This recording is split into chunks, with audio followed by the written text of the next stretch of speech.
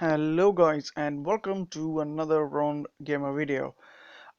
We now know from the dev's latest blog, which is published today, the 3rd of June, that we are due to see another Alliance event for two old Titans which have been reskilled, Arvan and Solgar, and this event will drop on Thursday. What I want to do here is do a sort of key summary. I wouldn't call it a summary because I'm only going to capsulate the important aspects of things that I consider important in this event. So I just decided to draw up make a little document on that. So it's a 19,000 souls event, guys, and it starts on Thursday, the 4th of June. That's tomorrow, 3 p.m. UK time or 2 p.m. UTC. Now the boost titans this event are Odin at 1.4. There isn't a 1.3 booster for this event, so 1.2 will be Frigg.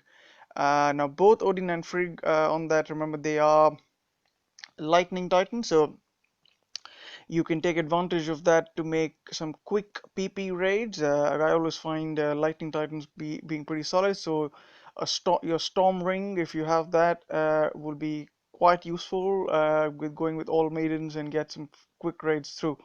And of course, you also get there's also the lowest boost 1.1 for any 4-star Berserker Titan. So hopefully you've got some Berserker Titans there, and that should help you on the way.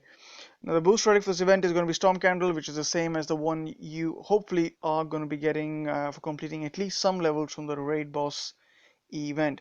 Now the key rewards really here in terms of the individual milestones, the big one for me is this one available at 16,000 souls, which is a token. Obviously, I think this is probably the key anyway, for Arvan or Solgar. So this token essentially will let you go on to the divine altar, and there'll be a special altar there created for you to pull either Arvan or Solgar with that.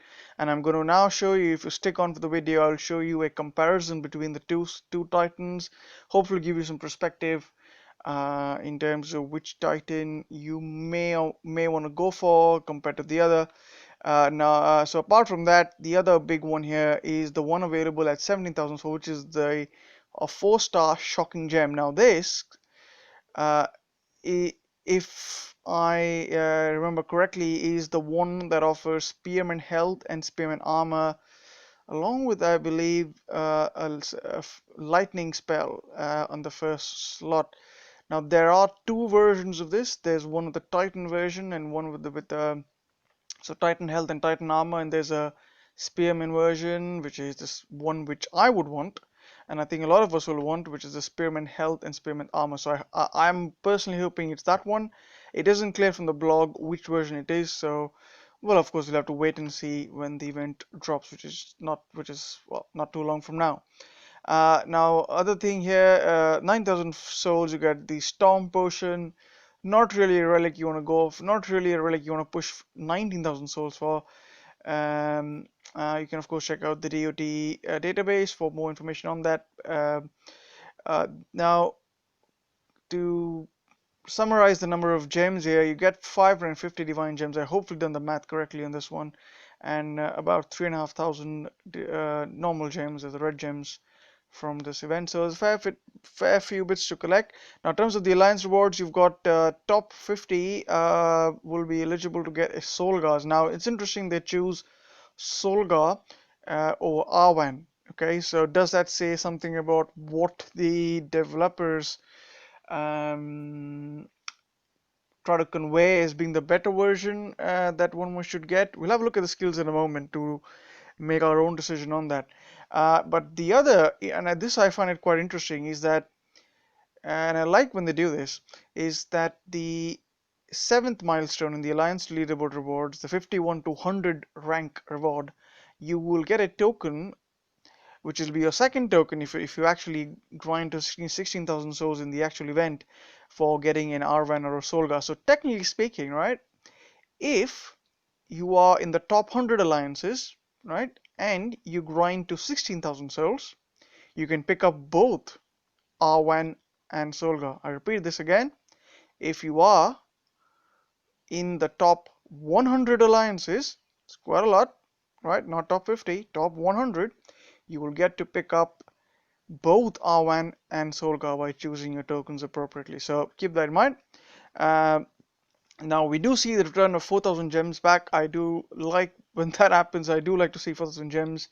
It's a good reward to pick up. So that's if you are in the 101 to 250 bracket, which is good. Right. So 9,000 souls, not a ridiculously high amount with the 1.4 boost available. So that's a good. Now here's guys. Here's the skills breakdown sheet. I did this one for Frigg, I believe, on the Facebook page. Quite a lot of people liked it, so I decided to do this again. Just trying to break the skills down, hopefully make it more readable, because we all know when these skills come out on the Titan especially, it's very hard to actually figure out what's going on. So Arvan on the left, what do you get? Now Arvan and Solgar, right, you put them together. In terms of their actual Titan damage, now a berserk, they are both lightning berserkers, right? They are not designed to be self-buffing Titans as they were before. But this one here, these two do get a massive 360% Titan lightning damage. Not Titan damage, right? So let's be clear on this, it's Titan lightning damage. So now the difference between Arva and Solgar on the self-buffing skills, and honestly you shouldn't be going for these two Titans based on that skill, but if you are very low, very low caster levels, you may not have your Goliaths and Storm Maidens at a reasonably high level where they could do a lot of damage. Arvan, surprisingly, could actually turn out to be a decent attacker, because you get lightning damage and you get Titan armor. And in fact, I would even and Solgar balances them out by, instead of having Titan armor, you get 100% Titan armor piercing, which to me almost makes him a infiltrator. And here's the interesting thing here to note. If you have the 5-star Shadow Dancer relic, which is the one nobody likes, now that relic gives you 95% range, I believe it's 90 or 95% Titan resist against ranged. You get Titan damage and Titan health. I hope I'm right on this, but they're all Titan skills, right? If you couple that with Solgar or even Arvan, to be honest, you are looking at a very solid self-buffing berserker. And you could do something interesting even if you're a higher level player. Just something to throw in there and think about. Right, and now here's the meat of the things, and of course this is why we're going to be going for this event, if at all, is the actual troop buffing skills between Arvan and Solgar. So first of all, big thing to note here: Storm Maidens get a humongous, and this probably is the biggest boost you're gonna get for Storm Maidens, and I hope I'm right on this, but I'm fairly confident. It's 540% lightning damage. That's because that's 180 split, it's times 3. You can see that in the original skill set, but there you go. 540 lightning damage for both Arvan and Solgar's Storm Maidens. So they are both Storm Maidens are going to be immensely strong. Now both of these are lightning berserkers, so you have the same relics available to you. Your wets, all your lightning element specific ones, you're going to get those. But the difference here, guys, is Solgar will let you have more armor piercing. Now 88% armor piercing, which you see on Arvan, is already an X skill, right?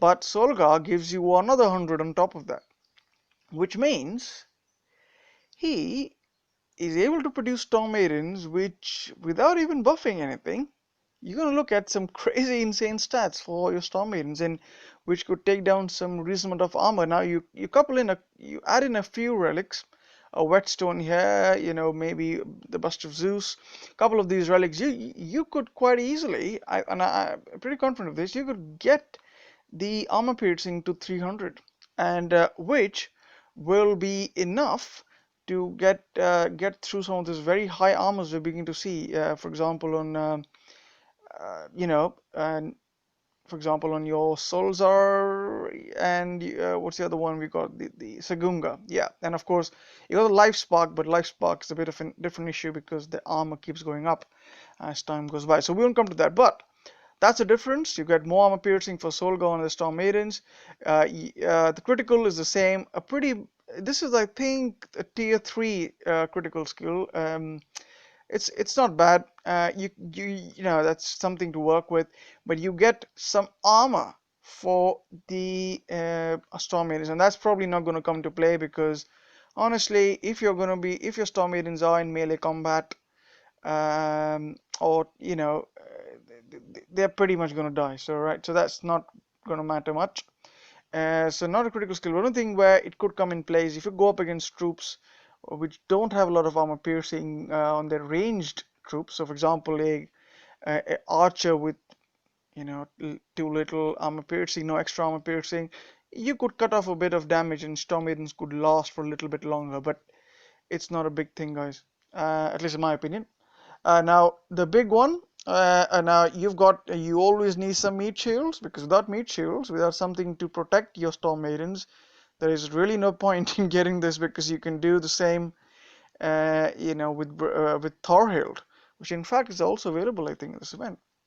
Okay, so here's a troop number 2 for those. You got Goliaths, which Arvan is going to buff, and this is how Arvan was. The current skill set of Arvan has randomized skills for Goliath, so you can pick up anything from Goliath X damage to AP, X AP to X health and armor.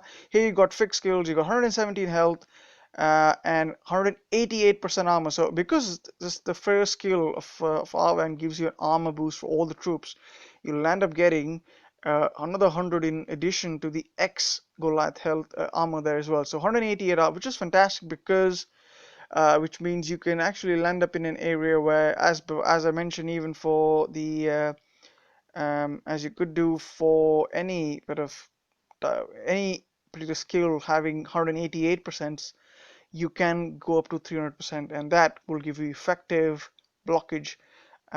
So right, so keep that in mind. Then you've got the real interesting skills. You got lightning resist and ice resist capped. Now this is very similar, not the same though, as what you get on Segunga. So Segunga's Panthers, for example, have ice and void resist, and Solzar's cats have lightning and void resist. So this one's kind of a cross. So you get lightning and ice. So what are you trying to counter here? You're going to be you can, you know, you are looking, your Goliaths can stand up against lightning damage, your Storm Maiden damage, which is fantastic because Storm Maidens are, apart from, I would say, Panthers, the biggest counter unit for them, right? So you got that, you got ice resist, so which means you're not going to have any Totec coming in to destroy your Goliaths. I mean, they should, I mean, not an Imperial build at least. So there you have it. But the real shining skill of Arvan's Goliath is their melee and range resist, which is similar to what you get on Frigg. Okay, so your Goliaths are going to be Frigg level, right? Friggin' good. So you're going to have melee resist and range resist. And with some of the relics, which you can quite easily grab from Frigg, because again, Frigg is also a lightning titan, you will have access to those relics to get these melee and range resist you know, maxed out. So that's 80% and about 80% with the max for melee and 95 for range. You may not get to the range maximum, but you will get very close to it. Um, right, there you go. And Panthers, guys. Now let's talk about the Panthers on Solgar. So you got Goliaths here doing all of this interesting stuff, and you got your Solgar, who's got 117% health and armor. Now, in terms of the health pool, the Panthers will always have a lower health pool than Goliath, so they're not as meaty, even though you are getting an X health there. But what they are providing you here is an option. I would call it an option that you can even use these Panthers as to deal damage, because you got 300% damage and 188% armor piercing. So what you have in short on Solgar is you've got massively strong Panthers and massively strong Storm Maidens. So and Storm Maidens and Panthers, although they don't travel at the same speed, they're pretty agile units. You can move them around. You can control each of them. So that's a pretty good. I actually do like the combination of Panthers and Storm Maidens. So because of that, this is a good Titan to go for if you're considering Solgar. But when it comes to being a defender, Solgar, at least my opinion, is not going to defend because you've got no resist skills at all, right? And even with all this great damage over there, Solgar is probably not going to uh, stand too much of a chance against, let's say, a Gunga and a Salza coming in with their Panthers because you got no resist. So there you go. That's my thoughts on this guy. Hopefully this has been helpful to an extent. I will let you all decide what you want to do with this event. Now, before I let you guys go, here's one thing to keep in mind. Next week, on the 8th of June, there will be a individual event. I'll provide a separate analysis for this hopefully when it comes to that, but that's on 8th of June, the Monday. And here's the key relic available in that event called Storm Kimbala. Uh, so you can look at this relic. I'm not going to read what it is, and think about which one, whether that impacts your decision on which Titan to get. Of course, all the information I mentioned here is all available on the DOT official blog. That's blog.dawnofTitans.com. So do check that out. And that's it for this video, guys. Wish you all the best in your current raid boss event. I'll catch you all in another Round Gamer video.